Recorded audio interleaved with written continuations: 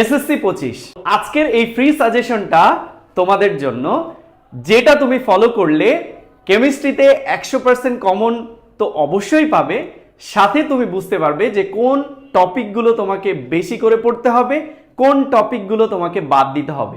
দেখো এখানে আমরা প্রথমে ঢাকা বোর্ডটাকে আমরা প্রথমে সাজিয়েছি এইভাবে, প্রত্যেকটা বোর্ডের জন্য আলাদা আলাদা করে আমরা সাজেশনটা সাজিয়েছি। তুমি যে বোর্ডের স্টুডেন্ট হবা সেই বোর্ডের সাজেশনটা তুমি ফলো করবা। তো ঢাকা বোর্ডের যারা আছে তারা কিভাবে ফলো করবে, দেখো এখানে আমরা প্রথমে লিখছি চ্যাপ্টার হচ্ছে প্রথম ও দ্বিতীয়, এই দুইটা চ্যাপ্টার যদি পড়ো তাহলে এখান থেকে একটা সৃজনশীল তুমি কমন পাবা। এখন এই সৃজনশীলটা যদি তোমাকে কমন পেতে হয় তাহলে তোমাকে কি কি টপিকগুলো পড়তে হবে, প্রথম অধ্যায় থেকে তোমাকে পড়তে হবে সাংকেতিক চিহ্ন রিলেটেড সব টপিকগুলো, যেমন যে হ্যাজার্ড সাইনগুলো আছে তোমার সেই হ্যাজার্ড সাইনগুলোর উপর বেস করে যে প্রশ্নগুলো হয় সেগুলো তোমাকে পড়তে হবে। এরপরে আসি চ্যাপ্টার 2তে তোমাকে কি পড়তে হবে, সেটা হচ্ছে ব্যাপনহার এবং তাপীয় গ্রাফ। তাপীয় গ্রাফ কোনটা সেটা তোমরা জানো, যে পানির যে তাপীয় গ্রাফ আছে, পানিকে বরফ থেকে তাপ দিলে তরল হয়, তরল থেকে বাষ্প হয়, এই যে তাপীয় রেখাটাকে আমরা গ্রাফ আকারে যেভাবে প্রকাশ করি সেই তাপীয় গ্রাফ থেকে প্রশ্ন আসতে পারে। এখন আসি সব থেকে গুরুত্বপূর্ণ যে কথাটা, সেটা হচ্ছে এই চ্যাপ্টারে তুমি কি বাদ দিবা। দেখো 2024-এ এই চ্যাপ্টার থেকে যে টপিকগুলো আসছে সেগুলো তুমি বাদ দিতে পারবা, সেটা হচ্ছে ভৌত এবং রাসায়নিক পরিবর্তন রিলেটেড প্রশ্ন এখান থেকে আসছে, তো এটা তুমি বাদ দিতে পারবা। আরেকটা প্রশ্ন আসছে পাকা আম খেতে মিষ্টি কেন, তো তোমরা জানো পাকা আম খেতে কেন মিষ্টি, তো এই টপিকগুলো বাদ দিতে পারো। কাঁচা আম কেন টক, পাকা আম কেন মিষ্টি, এই টপিকগুলো তোমরা বাদ দিতে পারবা। চলো তাহলে এর পরের অধ্যায়ে যাই, সেটা হচ্ছে তৃতীয় অধ্যায়। এটা পড়লে তুমি একটা সৃজনশীল পাচ্ছ। তো তৃতীয় অধ্যায় থেকে তুমি কি কি পড়বা, পরমাণু মডেল, ব্যতিক্রমী ইলেকট্রন বিন্যাস, আপেক্ষিক পারমাণবিক ভর রিলেটেড যত ম্যাথ আছে সব ম্যাথগুলো তুমি সলভ করবা। তেজস্ক্রিয় আইসোটোপের যে ব্যবহার আছে সেই ব্যবহারগুলো পড়বা। এবং গতবার এখান থেকে কোনো প্রশ্ন, দেখো 2024 সালে এই চ্যাপ্টার থেকে কোনো প্রশ্ন আসে নাই, তাহলে খুবই বেশি মানে অনেক বেশি পসিবিলিটি আছে এই চ্যাপ্টার থেকে প্রশ্ন হবার। তো এই চ্যাপ্টারটা পড়লে তুমি একটা সৃজনশীল নিশ্চিত কমন পাচ্ছ। এরপরে আসি চতুর্থ ও পঞ্চম অধ্যায়, এখান থেকে দুইটা সৃজনশীল আসবে, একটাও আসে কিন্তু দুইটা চ্যাপ্টার মিলায়ে দুইটা সৃজনশীল আসে। তো আমরা এখান থেকে কি কি পড়বো, চ্যাপ্টার 4 থেকে আমরা পড়বো পারমাণবিক আকার মানে পর্যাবৃত্ত ধর্ম, আয়নীকরণ শক্তি, ইলেকট্রন আসক্তি, তড়িৎ ঋণাত্মকতা, আয়নিক যৌগ গঠন কৌশল, যেটা চ্যাপ্টার 5-এ আমরা পড়বো, কারণ সমযোজী যৌগ গঠন কৌশল এখান থেকে চলে আসছে।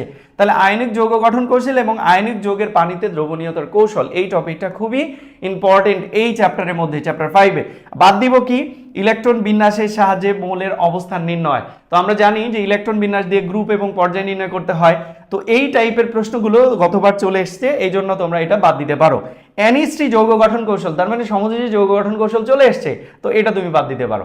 তো চলো এর পরের চ্যাপ্টারে চলে যাই, চ্যাপ্টার 6। এই চ্যাপ্টারটা সলভ করলে তুমি দুইটা সৃজনশীল কমন পাবা। তো এই চ্যাপ্টারে তুমি কি কি টপিকগুলো পড়বা, মোলারিটি রিলেটেড যত ম্যাথ আছে সব আমরা সলভ করব। লিমিটিং বিক্রিয়ক নির্ণয়, তোমরা জানো ম্যাক্সিমাম বাড়ি হচ্ছে লিমিটিং বিক্রিয়ক থেকে প্রশ্ন আসে। সর্বোচ্চ উৎপাদের পরিমাণ নির্ণয় আসতে পারে, উৎপাদের শতকরা পরিমাণ নির্ণয় আসতে পারে। তো এই টাইপের প্রশ্নগুলো যদি আমরা সলভ করি তাহলে এই চ্যাপ্টার থেকে দুইটা সৃজনশীল ইনশাল্লাহ কমন পাবো। এখন বাদ দিতে হবে কি, দেখো দেখো এখান থেকে আসছে ইথিন ও বিউটিনের স্থূল সংকেত, উৎপাদের পরিমাণ নির্ণয়, এই টাইপের প্রশ্নগুলো চলে আসছে। তার মানে আণবিক সংকেত, স্থূল সংকেত, শতকরা পরিমাণ, এগুলো তোমরা এই চ্যাপ্টার থেকে বাদ দিয়ে দিতে পারো। এবার আসি চ্যাপ্টার 7। চ্যাপ্টার 7-এ আছে কি, যদি চ্যাপ্টার 7 পড়ো এখান থেকে একটা সৃজনশীল তুমি কমন পেতে পারো, সেটা হচ্ছে এই চ্যাপ্টারের মধ্যে আমরা সব থেকে বেশি কি কি পড়বো, লা-শাতিলের নীতি এবং জারণ বিজারণ। শেষে কি আমরা বিক্রিয়ার শ্রেণীবিন্যাস পড়বো, যেমন সংযোজন, সংশ্লেষণ, দহন, প্রতিস্থাপন, অধক্ষেপণ, এই টাইপের বিক্রিয়াগুলো। তবে এখানে একটা জারণ বিজারণ বিক্রিয়া গতবার চলে এসছে, তো এই জারণ বিজারণ বিক্রিয়াটা কম ইম্পর্টেন্ট তোমরা ধরতে পারো, তবে জারণ বিজারণ বিক্রিয়া করতে হবে, যদি দেয় যেন আমরা মিস না করি। নবম অধ্যায় যদি তুমি সলভ করো তাহলে তুমি এখান থেকে একটা সৃজনশীল কমন পেতে পারো। এগুলো শর্ট সিলেবাসে ছিল না, তোমরা জানো শর্ট সিলেবাসে যেগুলো ছিল না সেগুলো থেকে প্রশ্ন করার পসিবিলিটি অনেক বেশি। তো চ্যাপ্টার 9-এ আমরা কি কি পড়বো, চ্যাপ্টার 9টা খুব বেশি অগোছালো, এই জন্য আমি চেষ্টা করছি যে এই চ্যাপ্টার থেকে যেন তুমি গোছালো একটা প্রিপারেশন নিতে পারো। স্থায়ী এবং অস্থায়ী ক্ষরপানি, ক্ষরতা দূরীকরণ মানে স্থায়ী ক্ষরতা কিভাবে দূর করা যায়, অস্থায়ী ক্ষরপানির ক্ষরতা কিভাবে দূর করা যায়, টয়লেট ক্লিনার প্রস্তুতি, ব্লিচিং পাউডার, খড়পানিতে সাবানের অপচয় কেন ঘটে এবং প্রশমন বিক্রিয়ার গুরুত্ব, এটা খুবই ইম্পর্টেন্ট একটা টপিক। প্রশমন বিক্রিয়ার গুরুত্ব, এবং এই চ্যাপ্টার থেকে তোমাকে আয়ন শনাক্তকরণটা ভালো করে দেখে যেতে হবে। আয়ন শনাক্তকরণ 2024-এ এসছে Fe2+ আর Fe3+, তার মানে এই দুইটা বাদে বাকি আয়নগুলো শনাক্তকরণ আমরা ভালো করে দেখে যাব। সেটা হচ্ছে অ্যালুমিনিয়াম 3+, ক্যালসিয়াম 2+, কপার 2+ এবং জিঙ্ক 2+, এই আয়ন শনাক্তকরণগুলো দেখব। এবার আসি দশম অধ্যায়।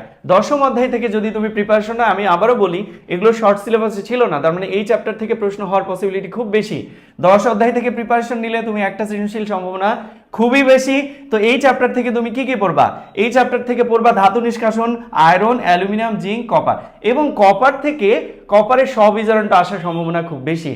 এরপরে আসি সালফিউরিক অ্যাসিডের প্রস্তুত প্রণালী। তোমরা জানো স্পর্শ পদ্ধতিতে সালফিউরিক অ্যাসিড প্রস্তুতি, এটা খুবই গুরুত্বপূর্ণ একটা প্রশ্ন, এই প্রশ্নটা ভালো করে দেখে যেতে হবে।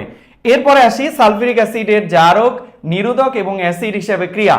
এই চ্যাপ্টার থেকে গতবার কোনো প্রশ্ন আসেনি, তার মানে এই চ্যাপ্টারটা খুবই গুরুত্বপূর্ণ।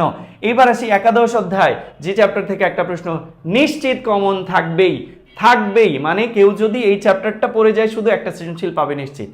এখন আসি এই চ্যাপ্টার থেকে আমি কি কি পড়বো, সেটা হচ্ছে অসম্পৃক্ততার পরীক্ষা। তোমরা জানো ব্রোমিন দ্রবণ এবং বিয়ার দ্রবণ ম্যাক্সিমাম টাইম আসছে।